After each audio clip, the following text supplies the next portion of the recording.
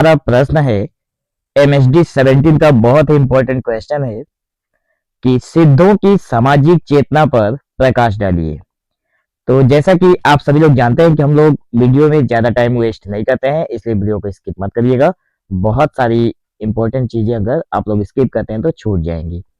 तो सबसे पहले हम लोग भूमिका में लिखेंगे, सिद्ध साहित्य उस समय पैदा हुआ जब धर्म के नाम पर जनता को कर्मकांड, पाखंड, मंत्र तंत्र, ब्राह्मणवाद और तरह तरह के धार्मिक जंजाल में उलझा दिया गया था।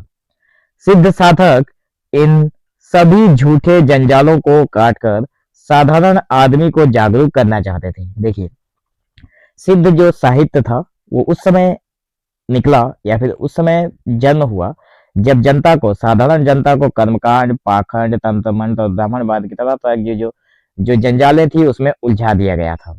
तो सिद्ध साधक ने इन झूठे सभी जंजालों को काटकर उन्होंने कहा कि मतलब आदमी को जागरूक बनाया, आदमियों में चेतना जागृत की।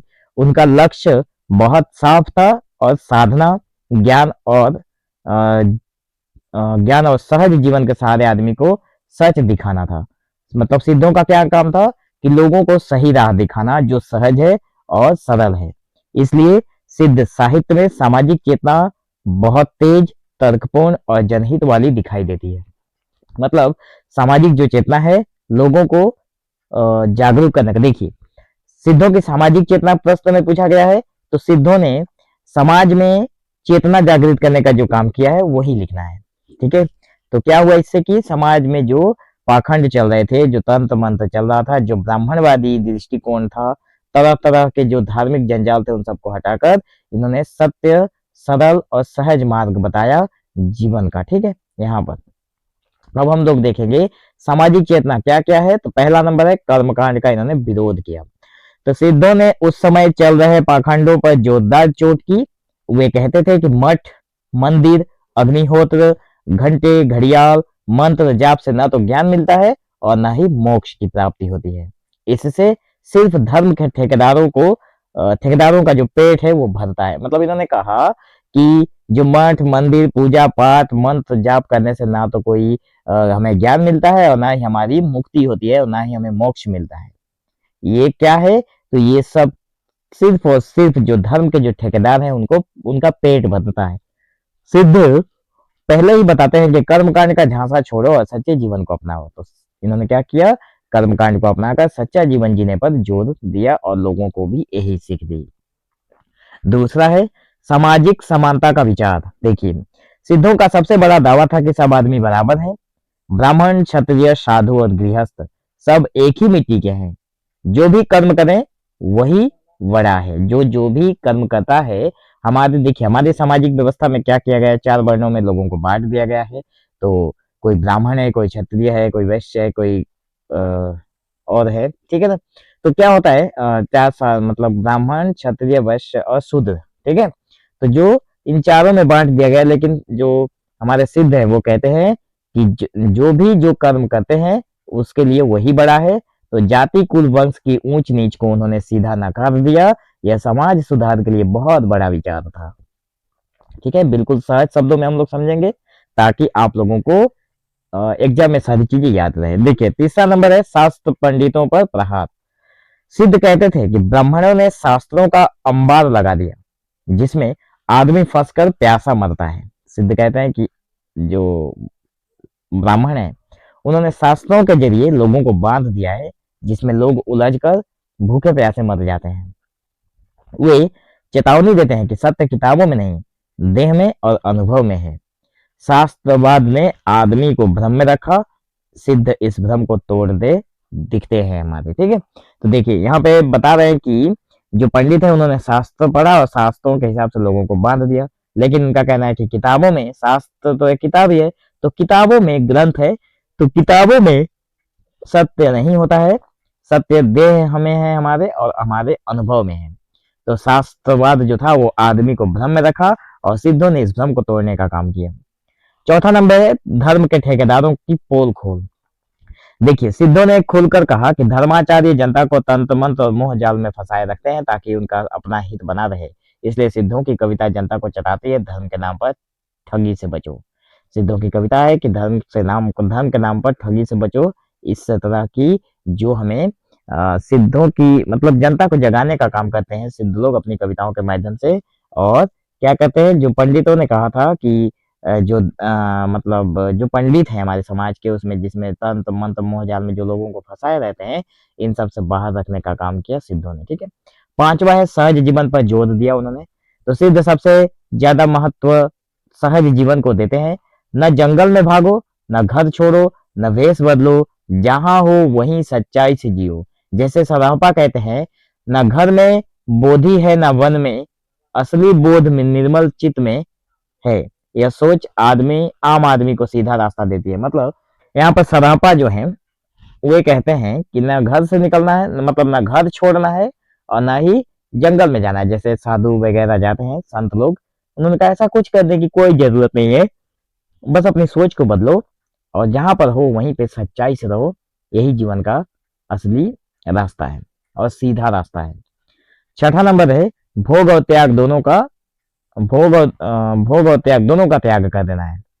सिद्ध न तो अत्यधिक भोग चाहते थे और न अत्यधिक त्याग, वे बीच का रास्ता अपनाते थे, मध्य मार्ग जिसको बोलते हैं।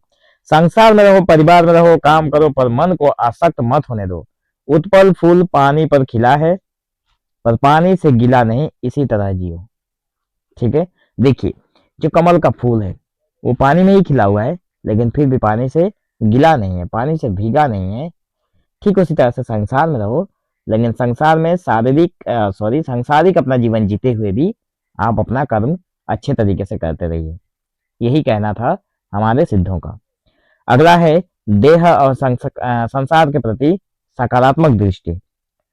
सिद्ध देह या संसार को नकारते नहीं थे, वे कहते हैं कि जग आनंद से भरा है, नाचो गाओ जियो, देह ही साधना का स्थान है, तीर्थ पीठ उपपीठ सब यही है। इसलिए सिद्ध साहित्य में जीवन विरोध नहीं, जीवन स्वीकार्य है।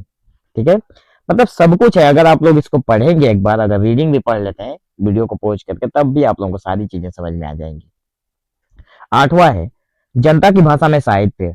सिद्ध संस्कृत और पाली के बड़े विद्वान थे और उन्होंने अपभ्रंश जैसी जनभाषा को चुना ताकि सीधे जनता तक बात पहुंचे। देखिए सिद्ध लोग जो थे वो संस्कृत में और पाली भाषा में प्रखंड विद्वान थे, लेकिन उन्होंने अपभ्रंश जैसी ब्रज भाषा को जन भाषा को चुना। अपभ्रंश जैसी भाषा चुना क्यों?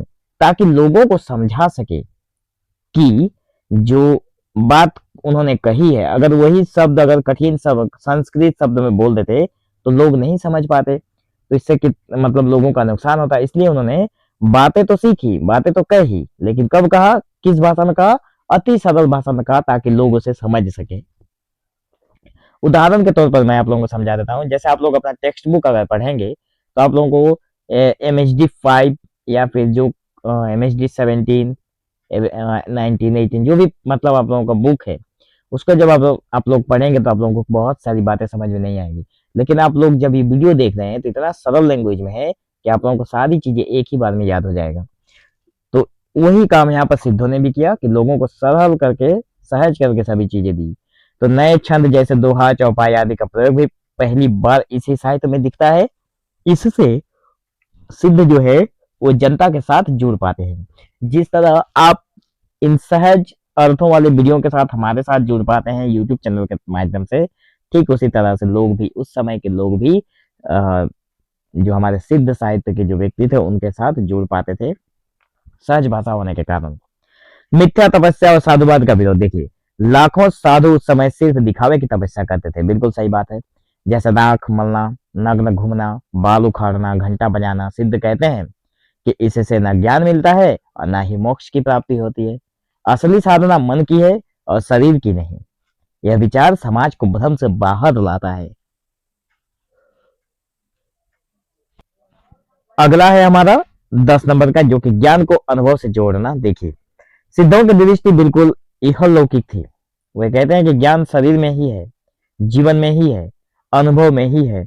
न स्वर्ग की लालच, न नरक का डर। जनता को जागना है, समझना है और सच में जीना है। यही सामाजिक चेतना का सार है। मतलब इन्होंने कहा कि जो भी हमारे जो हमारे सिद्ध थे उनकी क्या दृष्टि थी कि सिद्धों की जो दृष्टि थी बिल्कुल यह लौकिक थी, मतलब इसी लोक की थी, कि वे कहते हैं कि जो ज्ञान है वो शरीर में है, जो जीवन है, जीवन भी इसी में है, अनुभव भी इसी में है। तो ना स्वर्ग की लालच है और ना ही हमारे मन में नरक का डर है। तो जनता को जागना है, समझना है और सच में जीना है, यही सामाजिक चेतना का मूल सार है। तो निष्कर्ष के तौर पर हम लोग यही कहेंगे कि सिद्ध साहित्य सिर्फ अध्यात्म नहीं है, वे यह समाज सुधार का आंदोलन है। सिद्धों ने पाखंड, कर्मकांड, जाति भेद, मूर्खता और अंधविश्वास को ठोकर मारी। उन्होंने जनभाषा, सीधे अनुभव और सहज और जीवन और मध्य मार्ग को अपनाकर कहा कि जीवन को स्वीकार करो, मन को निर्मल रखो, धर्म के जंजाल से बचो, खुद सोचो, खुद जानो। इसलिए सिद्ध साहित्य आज भी जीवंत और क्रांतिकारी लगता है। ठीक है, तो मैं आशा करता हूँ दोस्तों कि आप लोगों को ये वीडियो बहुत ही अच्छा लगा होगा। अगर वीडियो अच्छा लगा हो तो एक लाइक जरूर करें और एक कमेंट हमारे लिए जरूर छोड़ कर जाएं कि आप लोग इस वीडियो को कहाँ से देख रहे हैं। ठीक है, तो मिलेंगे हम लोग एक नए वीडियो में, तब तक के लिए धन्यवाद।